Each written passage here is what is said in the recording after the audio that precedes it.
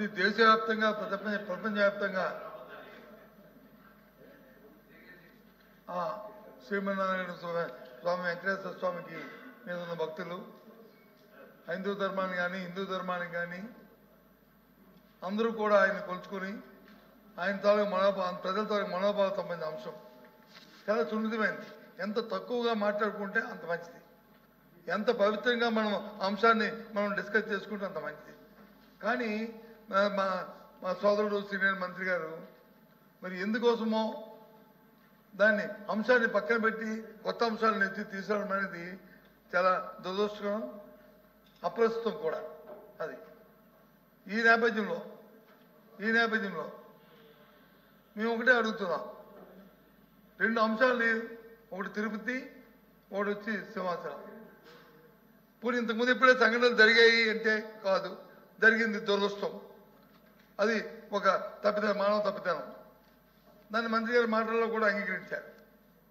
అంగీకరించిన దానికి మా సభ్యులు అడిగిన ప్రశ్న ఏంటంటే, అధ్యక్ష ఏం చర్యలు తీసుకున్నారు, ఏ విధంగా చేస్తారని చెప్పారు.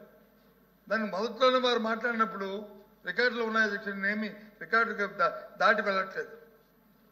మాట్లాడినప్పుడు అగమన శాస్త్ర ప్రకారము 2 రోజుల నుండి 10 రోజులకి మార్చారు అనే అంశంతో మొదలుపెట్టారు. ఆ ప్రభుత్వాలు చేసామని చెప్పేసి ఒకటే మీ ద్వారా మంత్రి గారికి నేను చెబుతూ నేను కొనసాగిస్తాను అధ్యక్ష. అప్పుడు మరి రాబోయే కాలంలో ఏదైతే ఈ వైకుంఠ ఏకాదశి ఆ పర్వదినాలని ఏ విధంగా మీ ప్రభుత్వం తాలూకా విధానం ఉండబోతుంది, మీ పాలక మండలి విధానం ఉండబోతుంది, ఏ విధమైన కార్యక్రమాలు తీసుకుని ఏమైనా దానిలో ఆలోచన ఏమైనా మీకు ఉందా? దాంతోపాటు 10 మంది 11 మంది, ఇక్కడ 6 అక్కడ 5 చనిపోయిన నేపథ్యంలో ఎవరు బాధ్యత వహిస్తారు? మరి మంత్రి గారు చెప్పారు కదా నేను బాధ్యత వహిస్తున్నానని. మరి బాధ్యత వహిస్తున్నప్పుడు ఏది బాధ్యత? మన ఆ బాధ్యతకి అంత మీరు పెద్ద మనసుగా మీరు బాధ్యత వహించినప్పుడు మళ్ళీ ఎందుకు మళ్ళీ సైట్కి మళ్ళీ జగన్మోహన్ మాజీ ముఖ్యమంత్రి గారి గురించి, లేకపోతే ఉప ముఖ్యమంత్రి గారి గురించి, లేకపోతే ముఖ్యమంత్రి గారి గురించి ఆ అంశం ఎందుకు వచ్చింది చర్చలోకి? సభ్యులు అడుగుతూ కూర్చున్నప్పటికే మనం, ఎందుకంటే చాలా పవిత్రమైంది. ఏ ఒక్కరు కూడా దీని గురించి మాట్లాడలేదు. అంతా మరి మీకు వచ్చి ఈరోజు బాధ్యత లేకుండా ఈ విధంగా మాట్లాడడం సమంజసమా? చాలా దురదృష్టం అధ్యక్ష. ఈ చర్చ ఈ అవసరం జరగడం, ఈ ప్రజల మనోభావాలకు సంబంధించిన అంశం పూర్తిగా కూడా మేము దాన్ని ఖండిస్తున్నాం. మంత్రి గారు మాట్లాడే ప్రతి అంశాన్ని కూడా. ఈ నేపథ్యంలో దీన్ని పూర్తిగా ప్రభుత్వం బాధ్యత వహించాలి, మంత్రి గారు బాధ్యత వహించాలి. మరి మంత్రి గారు మాట్లాడిన బాధ్యత వహించాలని మేము డిమాండ్ చేస్తున్నాం, మా నిరసన తెలియజేస్తున్నాం. ఇటువంటి ఈ జరుగుతున్న ఈ పరిణామాల్లో మీ బాధ్యత కాకూడదని, ప్రజల మనోభావాలు దెబ్బతినకూడదని ఆ దేవదేవుడి మీద, అలాగే సింహాచలంలో అప్పన్న దేవదేవుడి మీద మా వారి తాలూకా కరుణా కటాక్షాలు ఎప్పుడు ఈ రాష్ట్ర ప్రజలకు ఉండాలని, ఇలాంటి దుష్ట సాంప్రదాయాలు ఇలాంటి పరిస్థితులు జరగకూడదని చెప్పని మేము ఈ సభ మంత్రి గారు అందుకే అధ్యక్ష తమని ముందే అధ్యక్షించాను నేను. వాళ్ళు చాలా ప్రశ్నలు వేశారు, అనుమానాలు ఉన్నాయి, నివృత్తి చేసే అవకాశం నాకు ఇవ్వండి నేను. మీరు కొంచెం ఉదారంగా పోయారు అధ్యక్ష. ఆ ఉదారతని వాళ్ళు స్వీకరించలేరు అధ్యక్ష. అంటే వాళ్ళ స్వభావం అది కాదు అధ్యక్ష. తిరుమల వైకుంఠ ఏకాదశి, అలాగే చందనోత్సవం, సింహాచలం, ఈ 2 ఇష్యూల మీద జరిగినటువంటి సంఘటనల మీద విచారణ నివేదికలు వచ్చాయి.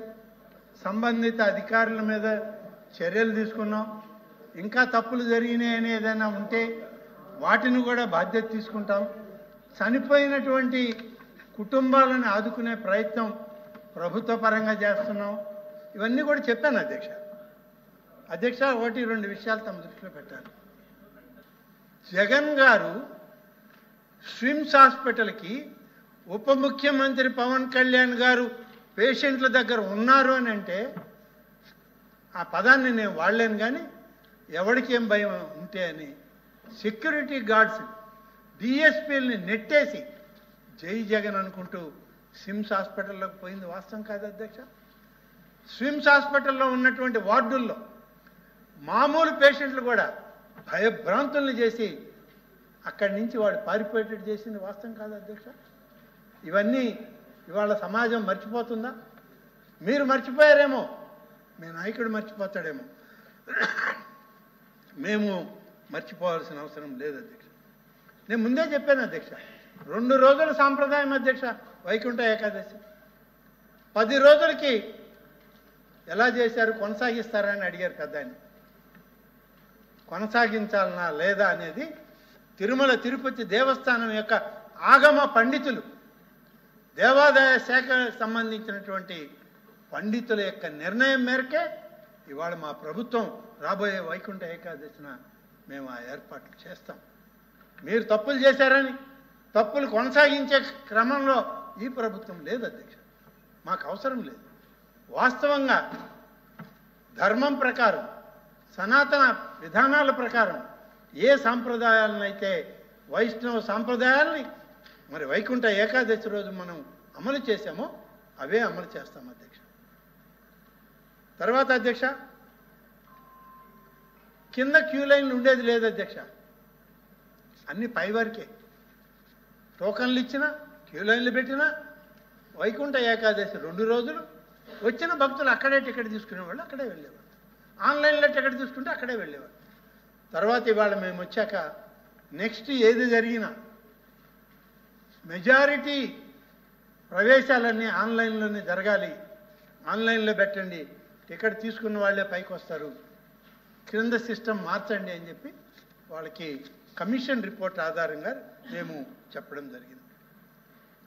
అధ్యక్ష, ఇవాళ బాధ్యత తీసుకున్నామంటే మీరు తీసుకోరు ఆ బాధ్యతలు. మీ పాపాల బాధ్యతల్ని ఇవాళ మేము మోస్తున్నాం అధ్యక్ష.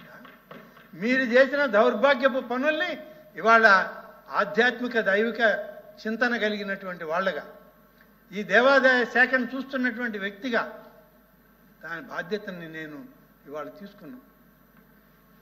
దానిలో బాధలు ఉన్నటువంటి వాటిని అన్నిటినీ కూడా ఇవాళ సరిచేసే ప్రయత్నం చేస్తున్నాం అధ్యక్ష.